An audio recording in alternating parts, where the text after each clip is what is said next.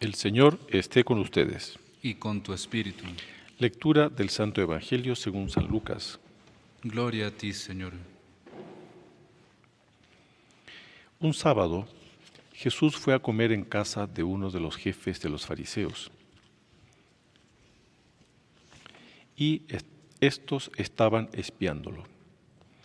Mirando cómo los convidados escogían los primeros lugares, les dijo esta parábola. Cuando te inviten a un banquete de bodas, no te sientes en el lugar principal, no sea que haya alguno otro invitado más importante que tú, y el que los invitó a los dos venga a decirte, déjale el lugar a este, y tengas que ir a ocupar lleno de vergüenza el último asiento. Por el contrario, cuando te inviten, ocupa el último lugar, para que cuando venga el que te invitó te diga, amigo, acércate a la cabecera. Entonces te verás honrado en presencia de todos los convidados. Porque el que se engrandece a sí mismo será humillado, y el que se humilla será engrandecido. Luego dijo al que lo había invitado, cuando des una comida o una cena, no invites a tus amigos, ni a tus hermanos, ni a tus parientes, ni a los vecinos ricos, porque puede ser que ellos te inviten a su vez, y con eso quedarías recompensado. Al contrario, cuando des un banquete, invita a los pobres, a los lisiados, a los cojos y a los ciegos, y así serás dichoso, porque ellos no tienen con qué pagarte, pero ya se te pagará cuando resuciten los justos. Palabra del Señor. Gloria a ti, Señor Jesús. Dios te salve María, llena eres de gracia, el Señor es contigo. Bendita tú eres entre todas las mujeres y bendito es el fruto de tu vientre, Jesús. Santa María, Madre de Dios, ruega por nosotros pecadores, ahora y en la hora de nuestra muerte. Amén. Como dijimos al inicio de la misa, las lecturas de hoy nos ponen delante de un vicio, de un defecto, que según todos los santos, los papas, los doctores de la Iglesia, es el padre de todos los vicios. ¿Cuál es? El orgullo. Y fíjense que hay muchas formas de orgullo. El egoísmo es una forma de orgullo, la vanidad es una forma de orgullo. La vanidad tiene varias expresiones. Existe la vanidad física de la persona que está todo el tiempo mirándose al espejo o que está todo el tiempo pendiente de su cabello o de su cara o de su ropa o de su figura o de etcétera, ¿no? Uno a veces percibe ciertas personas que tienen un delirio de vanidad, que se andan mirando en las sombras, se andan mirando en los vidrios, se andan mirando en donde aparece algún reflejo, ahí se están mirando. La vanidad es una forma de orgullo. Hay otras formas de vanidad también, la vanidad intelectual de la persona que se considera muy inteligente o muy capaz. Bueno, ahí se habla también a veces de soberbia, ¿no? Existen muchas formas de orgullo. La comparación es una forma de orgullo, ¿no? El egoísmo, como ya dijimos, la persona que vive solo pensando en sí misma. La envidia tiene su raíz en el orgullo, porque la persona que se compara y ve que otro tiene algo que uno no tiene, entonces viene esa tristeza, esa especie como que de deseo de que el otro no brille, etc. Cada uno recibe de Dios dones y cada uno va a prestar cuentas a Dios de los dones que recibió. No debemos estar comparándonos. Y así, como les digo, la falta de obediencia. Fíjense, el primer pecado que cometió la humanidad, cuando Dios creó al ser humano, creó a Adán y a Eva, ¿cuál fue el pecado que ellos cometieron? Fue justamente el de orgullo. No quisieron someterse a Dios. Entonces, esa palabra someterse hoy en día suena como a algo que no debe ser. No, debemos ser sometidos. Fíjense, debemos ser sometidos a Dios. Debemos ser sometidos en relación a todas las autoridades que tenemos. En la vida de familia, los hijos deben ser sometidos a los padres. Claro, la autoridad también puede ser mal ejercida, lo que no quiere decir que los hijos no tengan que someterse a los padres. Existe un mandamiento, ¿no? Honrar padre y madre. Ese honrar, de algún modo, hay un sometimiento. Estoy usando palabras justamente que hoy en día son mal vistas así. Pero en el matrimonio hay sometimiento de la mujer al hombre, del hombre a la mujer también. Son diferentes formas de sometimiento, pero en el trabajo yo debo ser sometido a los jefes, a las autoridades. En el colegio yo debo ser sometido a los profesores, qué sé yo. Entonces ustedes vean cómo el orgullo se manifiesta. Entonces Adán y Eva cometieron un pecado de orgullo. No quisieron someterse a lo que Dios les había dicho. Y fueron tentados. El demonio los tentó, ellos se dejaron llevar por la tentación. Adán y Eva son expulsados del paraíso. Sus hijos, sus dos primeros hijos, Caín y Abel.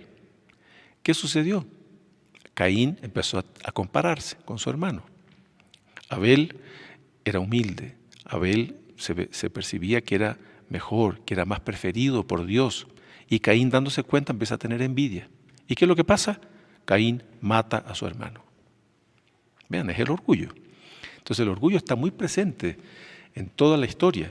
Y hoy también, hoy está suelto el orgullo en el mundo entero. Y todo el mundo, todo el ambiente del mundo, aquí cuando hablo de mundo no me refiero al planeta Tierra, me refiero a esa mentalidad mundana, es toda puesta en función del orgullo. Entonces, el mundo nos invita a querer ser nosotros mismos. Sé tú mismo, sé exitoso, goza la vida, pásalo bien, diviértete. Todo eso es orgullo, porque debería ser al revés. No, ¿qué es lo que dice nuestro Señor Jesucristo? Primero, cumple los mandamientos. Amar a Dios sobre todas las cosas. Debemos ser humildes, sometidos a Dios. Después, Él nos dice, sígueme. Ese sígueme, debemos ser humildes. Porque el orgulloso que dice, la orgullosa que dice, no, yo no sigo a nadie. Yo soy yo y aquí estoy. No, yo debo seguir a nuestro Señor Jesucristo. Debo seguir las enseñanzas que nuestro Señor Jesucristo dejó. Debo seguir los mandamientos. Para eso hay que ser humilde. No queda otra. Entonces, por eso las lecturas de hoy son todas en ese sentido. Entonces, la primera lectura del Siráside o Eclesiástico, es un libro del Antiguo Testamento, muy bonito, lleno de sentencias y de enseñanzas. Dice, hijo, en tus asuntos procede con humildad. Procede con humildad. Y después dice, hazte tanto más pequeño cuanto más grande seas. Entonces, fíjense, a veces tenemos funciones que nos dan una cierta grandeza, una cierta autoridad, y es normal. Entonces, por eso fíjense que en la historia han habido hombres grandiosos, pero humildes. Por ejemplo, Moisés. Moisés era un hombre grandioso, porque él era el que llevaba a todo el pueblo, él se presentó delante del faraón, él fue el que exigió del faraón que el pueblo de Israel. Pero él era humilde, incluso la Sagrada Escritura dice que era el hombre más humilde que había en la faz de la tierra, pero era un hombre grandioso. ¿Se fijan cómo esas cosas deben ir de la mano?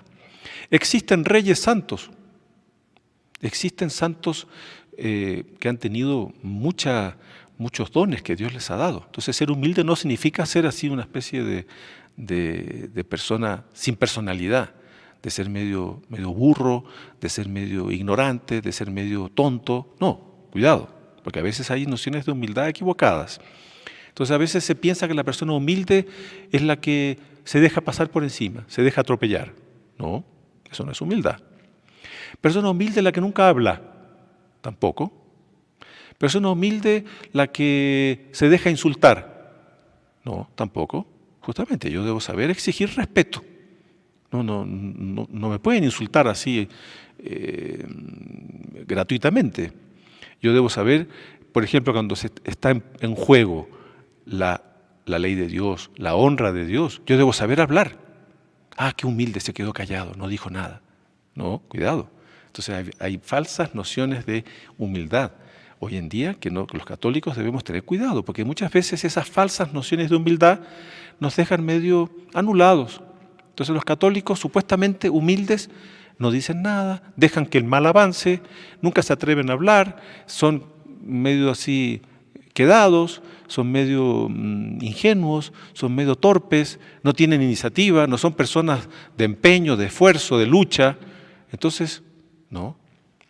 Otra falsa noción de humildad que circula mucho aquí es el asunto económico, que para ser humilde hay que ser pobre, hay que ser así una especie de vagabundo, hay que ser una especie de...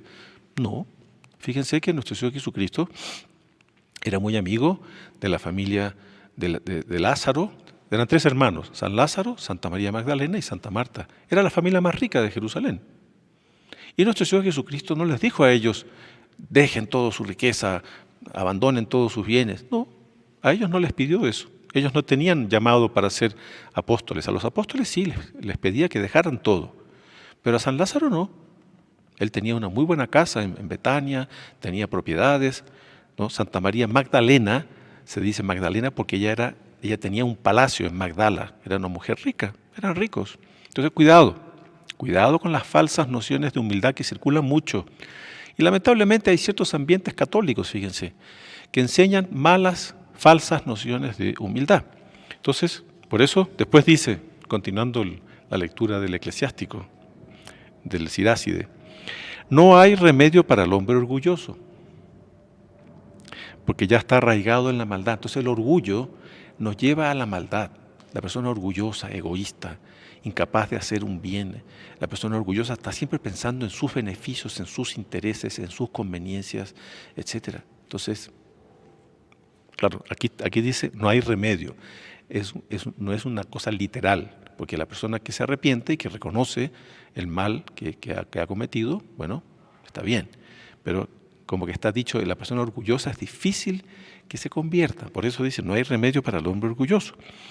Después el Salmo que habla de los cautivos. Aquí cautivo no se está refiriendo al preso, al encarcelado, sino que cautivo es la persona humilde. Dios da libertad y riqueza a los cautivos. ¿Cautivo quién es? El que se deja, justamente el que es sometido, el que es dependiente. El ser humano es dependiente. Somos todos, hay una palabra que se utiliza, es más técnica, somos seres contingentes. O sea, necesitamos de Dios, necesitamos de los demás. El ser humano por sí mismo no se vale. Por eso la autosuficiencia es una forma también de orgullo, ¿no? Una vez un presidente, fíjense, un presidente de una nación, no quiero decir qué nación es, pero no hace mucho, le preguntaron si él creía en Dios, etcétera. No, él no creía en Dios y la respuesta de él, nunca he necesitado de Dios. Qué torpeza, ¿no? Qué autosuficiencia, ¿no? Qué orgullo de ese hombre, ¿no? Cuando Dios es el que le dio la vida, Dios es el que le da el aire para que respire, Dios es el que le... Basta que Dios determine que su corazón pare, que se acabó la existencia de ese hombre que nunca ha necesitado de Dios. Tremendo. Por eso el orgullo humano es tremendo.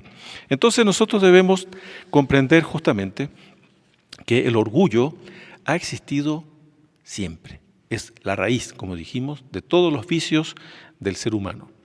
Entonces, aquí viene un punto que damos un paso para comprender que a lo largo de la historia el orgullo ha llevado al ser humano a querer destruir el bien. ¿Qué pasó con nuestro Señor Jesucristo? Él se encarna, empieza su vida pública a los 30 años aproximadamente, y hay un primer movimiento de admiración, de deslumbramiento. Este hombre que dice cosas extraordinarias, que tiene una doctrina bellísima, después un hombre completamente fuera de lo común. Era Dios y hombre. Pero empieza la envidia, empieza el odio, empieza el rechazo. ¿Y qué es lo que sucede? Muere, lo matamos en la cruz. Entonces, a lo largo de la historia, siempre ha habido movimientos que quieren destruir el bien. Fíjense, incluso el pecado del orgullo es anterior a Adán y Eva, porque cuando Dios crea a los ángeles, los creó a todos de una sola vez, cuando los crea también los puso a prueba a los ángeles y les anunció de que Él, Dios, se iba a encarnar, es decir, se iba a ser hombre, es decir, una criatura inferior a los ángeles. Y eso provocó un rechazo de muchos ángeles. Cayeron al infierno, orgullo. También les anunció que iban a ser de una mujer, también ser humano, inferior a los ángeles. ¿Se fijan? Dios les anunció una serie de cosas y los ángeles fueron rechazando a Dios. ¿Por qué? Por orgullo. Entonces, de ahí están los demonios que cayeron al infierno. Se dice que una tercera parte de los ángeles se rebeló contra Dios y cayó en el infierno. Entonces, esos ángeles caídos, demonios, son los que también promueven y nos procuran tentar y llevar para, en el fondo, destruir el bien. Ellos quieren siempre llevar a la humanidad hacia el mal. Y eso ha sucedido y sucede hoy en día también. ¿Cómo está hoy en día la fe? ¿Cómo está hoy en día la santidad? La santidad es algo medio así, rarísimo. ¿Cómo está la virtud? Rarísimo. O sea, usted por donde vea, todo es descomposición moral, descomposición social. La propia iglesia, es triste decirlo uno como sacerdote, la descomposición que hay a nivel general del clero, ¿no? Los escándalos que uno ve aquí y allá, etc. Hay clero que quiere cambiar la religión. Ya hemos hablado ya en otras ocasiones, por ejemplo en Alemania, la mayoría de los obispos alemanes quiere cambiar la religión, quiere cambiar la moral. No solo en Alemania, en muchos lugares del mundo, ¿no? Entonces es una situación complicada. Entonces aquí viene un punto importante que yo quisiera que ustedes fijen este concepto, es de que el doctor Plinio Correa de Oliveira, que es inspirador de los Heraldos del Evangelio, nuestro fundador también, Monseñor John Clah, el doctor Plinio escribió un libro que se llama Revolución y Contrarrevolución. Entonces fíjense, él utiliza la palabra revolución aquí en un sentido muy específico, que es que a lo largo de la historia siempre ha habido esta situación de que se quiere destruir el bien, se quiere perseguir al bien. Eso ha sucedido en el Antiguo Testamento, en el Nuevo Testamento. En el Antiguo Testamento, también las situaciones de persecución contra el bien eran tremendas. Recordemos el pueblo de Israel que estaba sometido en Egipto. Recordemos el propio pueblo de Israel que también se desviaba con mucha frecuencia del camino del bien. Aparecían los profetas eran perseguidos. Situaciones tremendas. Recordemos los macabeos fueron perseguidos de una manera tremenda en el Antiguo Testamento. Entonces, en el Nuevo Testamento también, los inicios de la iglesia se dan en medio de una persecución tremenda contra los apóstoles, contra los discípulos. Empieza el cristianismo a crecer. ¿Qué sucede? El Imperio Romano quiere destruir el cristianismo en la época de las catacumbas. Entonces, ¿cuántos mártires que fueron perseguidos y procuraron destruir la iglesia? Y no solo era desde afuera, también desde dentro. Hubo herejías tremendas, por ejemplo, el arrianismo. Era un obispo, fíjense, Arrio, que empezó a deformar la religión, igual que hoy en día. Normalmente las deformaciones de la religión empiezan de dentro y por boca de sacerdotes, de obispos, a veces de papas también. Fíjense que Lutero era sacerdote. De ahí vino el protestantismo. Jansenio, el jansenismo, era obispo. Arrio era obispo. Entonces, con Arrio se produjo una especie de... Casi desapareció la religión católica en la época de Arrio. Hoy en día estamos en unas situaciones análogas. La iglesia siempre ha sido perseguida y el doctor Plinio y Monseñor John hablan justamente de un proceso por donde la revolución, él habla del pecado de revolución, que tiene su raíz en el orgullo. Justamente aquel que no quiere servir, aquel que no quiere ser sometido a la ley de Dios, etcétera, aquellos que quieren en el fondo destruir el bien. Entonces ese es el pecado de revolución que el doctor Plinio llama. Entonces ese pecado de revolución muchas veces lo vemos en todo orden de cosas. Hoy en día los gobiernos, por ejemplo, ¿cuántos gobiernos hoy no persiguen la fe, no persiguen a nuestro Señor Jesucristo? A veces de forma velada, a través de leyes. Entonces leyes que prohíben la religión, leyes que prohíben la construcción de iglesias, leyes que prohíben el matrimonio, o sea, que van destruyendo la familia, el matrimonio, pero es a nivel mundial, En Occidente, a veces gobiernos liberales, también en Oriente, gobiernos comunistas, gobiernos musulmanes, etcétera. En China, por ejemplo, cómo se persigue la religión católica es una cosa tremenda, destruyen iglesias, ¿se fijan? Entonces, el doctor Plinio llama justamente, eso tiene su raíz en el pecado de revolución, que tiene su raíz, su fuerza, él habla de fuerzas motrices de ese pecado de revolución, principalmente el orgullo y también la sensualidad, que es una consecuencia del orgullo también. La persona que quiere dar libre cabida a todos sus caprichos, a sus vicios, a llevar una vida sin Dios ni ley, pecado de orgullo y de sensualidad. Entonces él habla de las fuerzas propulsoras de ese pecado de revolución. Entonces, nosotros hoy día pidamos, ¿no?, en esta misa para comprender, ¿no?, justamente que el orgullo es la raíz de todos nuestros vicios, ¿no? A veces usted en las cosas más pequeñas, usted ve la presencia del orgullo en las reacciones del ser humano, las personas que se dejan llevar por sus caprichos, por sus egoísmos, por sus intereses, por la soberbia, etcétera, por la comparación, por su ambición, etcétera, en función de este mundo. Nosotros debemos ser humildes y saber que existe un pecado que existe ya desde hace muchos siglos, que es este pecado de revolución, que procura justamente destruir el bien, destruir la virtud, destruir la iglesia. Y los católicos debemos saber reaccionar en relación a eso. No podemos quedarnos callados, debemos saber hablar, debemos saber decir que no estoy de acuerdo con ciertas cosas que a veces uno ve, escucha, etcétera.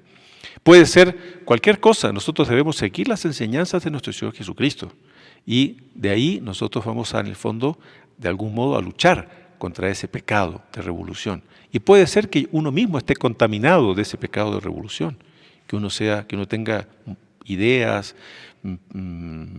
doctrinas, criterios que no estén de acuerdo con nuestro Señor Jesucristo. Entonces, esa lucha interior, ese combate interior espiritual que cada uno tiene, debe procurar siempre sintonía, debe procurar ese sometimiento, debe procurar esa dependencia de la ley de Dios, debe procurar ese seguimiento de nuestro Señor Jesucristo. Seguirlo no es simplemente caminar atrás, seguirlo es sobre todo seguir sus enseñanzas. Entonces, si yo tengo ideas, conceptos, criterios que no están de acuerdo con nuestro Señor Jesucristo, debo corregirlos, debo ajustarlos. Y es difícil eso, no es fácil.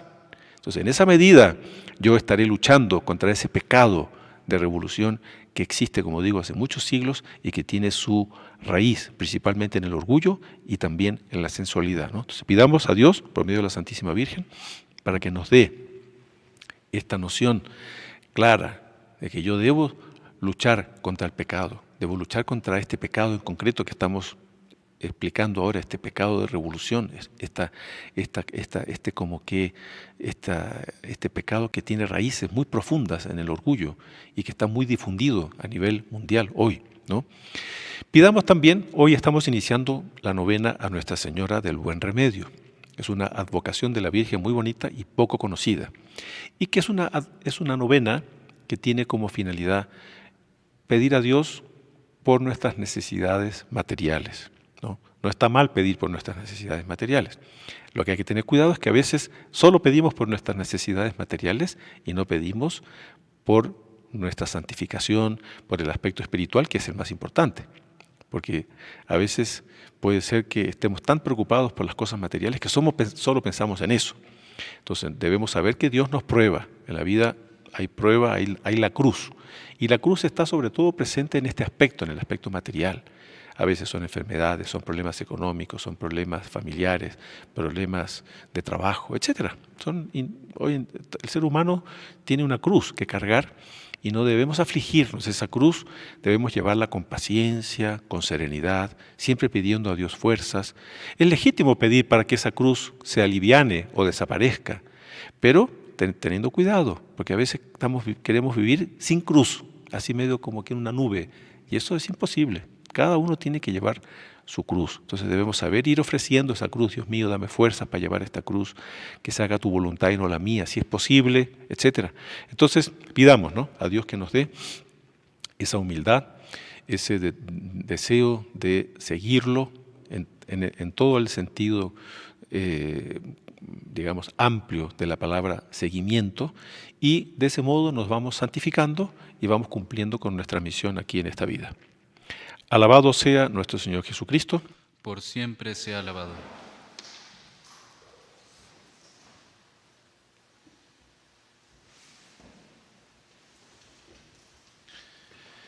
Creo en Dios Padre Todopoderoso, Creador del cielo y de la tierra. Creo en Jesucristo, su único Hijo, nuestro Señor, que fue concebido por obra y gracia del Espíritu Santo. Nació de Santa María Virgen, padeció bajo el poder de Poncio Pilato, fue crucificado, muerto y sepultado, descendió a los infiernos, al tercer día resucitó de entre los muertos, subió a los cielos y está sentado a la derecha de Dios Padre Todopoderoso. Desde allí ha de venir a juzgar a vivos y muertos. Creo en el Espíritu Santo,